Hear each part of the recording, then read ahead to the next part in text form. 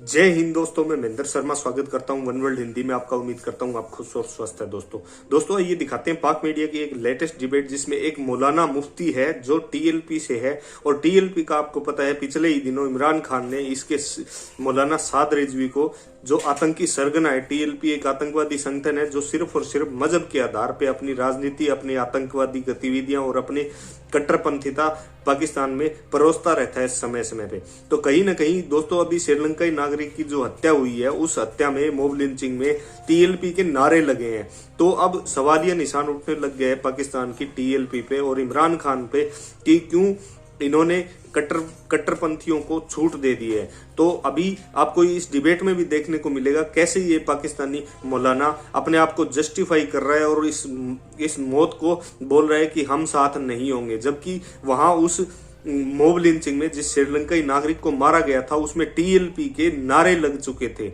नारे लगे हुए थे, जो अब पाकिस्तान की इमरान खान की हुकूमत सीधा सीधा उसको ढकने और कवर करने का काम कर रही है। तो कहीं ना कहीं इन पे खुद पे सवालिया निशान उठ चुके हैं और मीडिया में भी अब धीरे धीरे सुगबुगाहट शुरू हो चुकी है कि टीएलपी का ही ये किया धराया हो सकता है। क्योंकि पिछले दिनों फ्रांस के सदर को निकालने के लिए इन्होंने जो एहतजाज किया था, पाकिस्तान की सड़कों पर नंगा नाच किया था, पाकिस्तान के फौजियों और पुलिस वालों को मारा था, तो उसी से रिलेटेड ये चीजें सामने आ रही है। तो दोस्तों देखिए डिबेट और कमेंट में अपनी प्रतिक्रिया जरूर दें। लास्ट में आपसे रिक्वेस्ट करूं, चैनल पे नए हैं तो चैनल को सबसे पहले सब्सक्राइब कीजिए, लाइक शेयर कमेंट जरूर कीजिए। दोस्तों जय हिंद, वंदे मातरम, भारत माता की जय। दोस्तों मालूमात की है हासिल के आपके टीएलपी के कारकुनान इस वाकये में मुलव्वस नहीं थे, चूंकि जो नारे लग रहे थे वहां पे जिस तरह के, वो तो टीएलपी के जलसों में ही हम उस तरह के नारे ज्यादा सुनते हैं। हालांकि जो हुर्मत रसूल सल्लल्लाहु अलैहि वसल्लम के वाले से हर पाकिस्तानी की जुबान पे ये नारा रहता है, लेकिन टीएलपी ज्यादा उनकी ये पहचान बन चुका है। जी बिल्कुल, नारा कोई भी लगा सकता है। ये नारा हमारी ईमान का हिस्सा है हर मुसलमान के, चाहे उसका ताल्लुक तहरीक लब्बैक से है या किसी और जमात से। बाकी हमने जिम्मेदारों से बात की है, कोई हमारा जिम्मेदार अब तक 118 लोग गालिबन पकड़े गए हैं जो इंतजामिया की तरफ से जो बात हुई है, तो उनमें कोई साबित नहीं कि सब जो है ना वो सियासी पार्टियों से उनका ताल्लुक है। तो जो भी मामला हुआ है, पहले तो ये स्टीगर भी वाजे करना चाहिए। आपकी पार्टी का बंदा भी है जो 118 गिरफ्तार हुए, उनमें हमारी पार्टी का कोई बंदा इस वक्त तक हमें रिपोर्ट नहीं है उसकी कि हमारा कोई बंदा उसमें गिरफ्तार हुआ। अच्छा सर, फाइनली मुझे बताइएगा वजीर रिजवी साहब के कल को ये चीज क्या कोई फैसला हुआ है कि कल को ये जो लोग पकड़े गए हैं, जिन लोगों ने प्रेस कॉन्फ्रेंस की, 13 जो इसमें मरकजी मुल्जिमान हैं, उनकी हिमायत में टीएलपी या कोई भी जमात जो है वो मजहबी जमात सामने नहीं आएगी कि हम इनका मुकदमा लड़ते हैं, हम इनके साथ खड़े होते हैं? इस तरह से पहले भी इस तरह के कुछ वाकयात में हो चुका है ऐसा? देखिए, असल में मामला जहां चला है, जिस बेस पे वो सब के सामने आया हो गया है सानिया, तो इसको मजहबी जो इसके तौहीन रिसालत के हवाले से इसको इस्तेमाल करना, इसकी कतई हम लोग इजाजत नहीं देते। इसकी पहले तहकीक होनी चाहिए गैर जानिबदाराना, जो हमारा मौक़िफ़ है। इस वक्त पूरे टीएलपी को जो है ना निशाने पे लिया हुआ है कि ये पुरतशद्दद गिरोह है, जत्थे हैं, फलाना आप भी सुनते रहते हैं। हम बिल्कुल पुरतशद्दद नहीं है। हमारे 2 मिलियन जो हमारा लॉन्ग मार्च था, ठीक, ये हम गए हैं रास्ते में, हम फ्रांस के खिलाफ गए थे, फ्रांस के सफीर के खिलाफ गए थे, लेकिन कोई एक वाकया भी रास्ते में, टोटल पंप भी आए, अगर कुछ और नहीं ये तो टोटल पंप ही हम उनको जला देते। हम इतने पुरतशद्दुद थे। ये वतन हमारा है और हम इसकी अदालतों को मानते हैं। 6-6.5 महीने हम अदालतों से ही रिलीफ की उम्मीद रखे हुए थे, तो हम बिल्कुल पुरतशद्दुद नहीं है। हमारा जो भी, अब देखें पूरे फिगर देखें 1985 से लेकर, ठीक है, बहरहाल यानी आप यकीन दहानी करवा रहे हैं कि आप लोग कल को इसको किसी भी सियासी मकसद के लिए या किसी मकसद के लिए इस वाक़े को इस्तेमाल नहीं करेंगे, इससे बिल्कुल लातल्की और इसकी मजम्मत करते हैं, इसके खिलाफ खड़े रहेंगे। गैर जानिबदारी तहकीक को, गैर जानिबदाराना तौहीन रिसालत एक बड़ा जुर्म है, ये आप ज़हन में रखें, वो नाकाबिले माफी जुर्म है। लेकिन उस जुर्म की सजा रियासत दे सकती है, कोई फर्द नहीं दे सकता, ये भी हकीकत है। बिल्कुल कानून मौजूद है, वो कानून के मुताबिक ही होना चाहिए था उसका, ठीक है, लेकिन गैर जानिबदार तहकीक होनी चाहिए। हमारा यही मौक़िफ़ है और हमने यही, चले, बहुत शुक्रिया। बिल्कुल, बहुत शुक्रिया आपका मुफ्ती साहब, आपने प्रोग्राम में अपना कीमती वक्त दिया। मंसूर अली खान साहब, पहले आपकी तरफ आता हूँ, जरा आप बताइएगा जो रिस्पॉन्स है जो हमारी रियासत का इस पे आया, जो हमारी गवर्नमेंट का आया, वो बड़ा ही प्रॉम्प्ट, यानी कि पुलिस का जो शुरू में था उस पर सवालात जरूर उठ रहे हैं कि पुलिस लेट पहुंची वहां पे, जो भी हुआ वटेवर, उस पर आज सवालात भी बड़े सख्त हुए जो कि आईजी साहब हैं।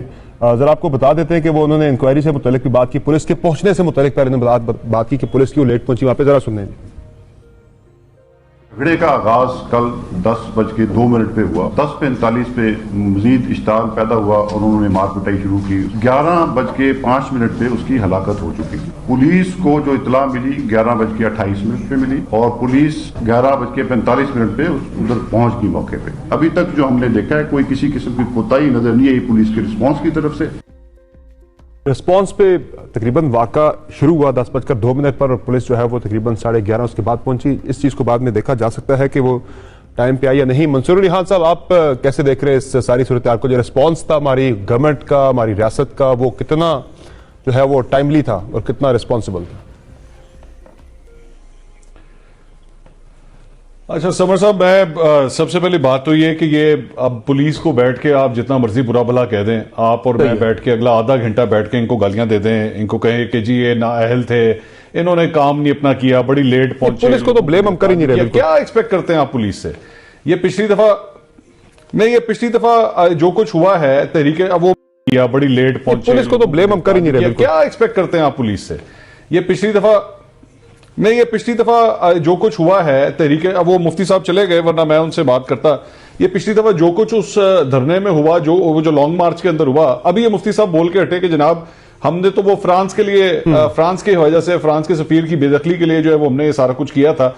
मुफ्ती मुनीब साहब की प्रेस कॉन्फ्रेंस आप उठा के देखें, मुफ्ती मुनीब साहब ये कह के हटे हुए ऑन रिकॉर्ड, ये हुकूमती अली नवाज साहब भाई हैं हमारे, इनके लोगों के साथ बैठ के जो प्रेस कॉन्फ्रेंस की थी उसके अंदर उन्होंने खुद कहा था कि जी फ्रांस के सफीर की बेदखली का तो मसला ही नहीं था, ये बिल्कुल झूठ है और ऐसी कोई बात नहीं है। आज इनके मरकजी शुरा के जो रुकन है वो ये फरमाते हैं। एनीवेज माय पॉइंट इज, भाई आप 118 गिरफ्तार करें, आप 1018 गिरफ्तार करें, उस सोच को किस तरह गिरफ्तार करेंगे? उस सोच का क्या करेंगे? जो बीज बो दिए गए हैं इसमें, ये जो अभी तहरीके लब्बैक के जो साहब थे ये सही कह रहे थे, ये मुजम्मत ही कर सकते हैं वो, इसलिए क्योंकि जो आग अब फैल चुकी है वो आग इनके काबू में भी नहीं है, वो ये भी नहीं संभाल सकते। ये लाख अब ये कहते रहे कि जी बहुत गलत हुआ, हमने ये नहीं करना और ये नहीं होना चाहिए था, ये इनके कंट्रोल में नहीं, ये किसी के भी नहीं, ये आपके कंट्रोल में है अब, ना ये ऑपोजिशन के कंट्रोल में है, ना हुकूमत के कंट्रोल में। अब हम सिर्फ बैठेंगे और बैठ के तमाशा देखेंगे कि यही लोग जो हैं आगे आके आपकी इलेक्टोरल पॉलिटिक्स में भी आके खड़े होंगे, इस बुनियाद के ऊपर वोट भी डलेंगे और अब सिर्फ आप तमाशा देखें। अब मेरा ख्याल में काफी देर हो चुकी है, जब तक इन सबको मिलके होश के नाखून नहीं आएंगे तब तक कुछ नहीं हो सकता। I think it's too late now.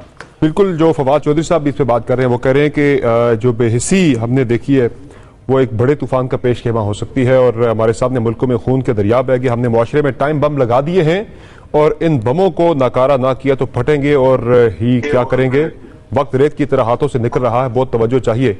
तो जनाब अली अवान साहब, यकीनी तौर पर ये एक बड़ी मुश्किल सूरत हाल बनती जा रही है और बड़ी चैलेंजिंग सूरत हाल बनती जा रही है कि जब आम शहरी, आम लोग जो हैं जत्था बना के कानून को हाथ में लेते हैं और खुद वो जो उन्हें बेहतर लगता है वो फैसले करते हैं। ये कितनी खतरनाक चीज़ है। फवाद चौधरी साहब तो इसे टाइम बॉम्ब कह रहे हैं। रियासत ने इस पर्टिकुलर वाक़े पे तो बड़ा अच्छा एक रिस्पॉन्स दिया, फौरी तौर पर रिस्पॉन्ड किया, लेकिन ओवरऑल इस मसले के तदारुक के लिए क्या करेंगे, किस तरह से एंगेज करेंगे?